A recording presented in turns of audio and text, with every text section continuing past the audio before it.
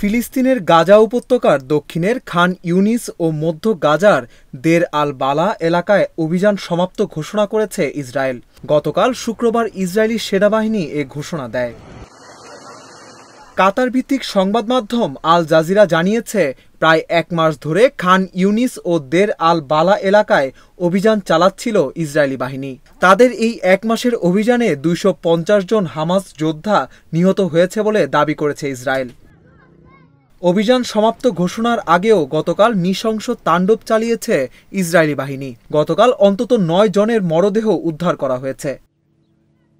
ইসরায়েলের প্রতিরক্ষা বাহিনী আইডিএফ এর দাবি, মাসব্যাপী অভিযানে হামাসের 6 কিলোমিটার দীর্ঘ একটি সুড়ঙ্গ পথ ধ্বংস করা হয়েছে। এ সময় উদ্ধার করা হয়েছে 6 জন জিম্মির মরদেহ। আইডিএফ এর আরব মুখপাত্র গতকাল সামাজিক যোগাযোগ মাধ্যমে জানান, দক্ষিণ গাজা থেকে যেসব ফিলিস্তিনিদের সরে যেতে বলা হয়েছিল তারা এখন শহরে ফিরে আসতে পারেন। খান ইউনিস ও দের আর বালা এখন আগের চেয়ে বেশি নিরাপদ ও মানবিক অঞ্চলে পরিণত হয়েছে। প্রোটিন, আয়রন ও ফাইবার সমৃদ্ধ প্রাণ টোস্টের আবেশে সবাই কাছে আসে।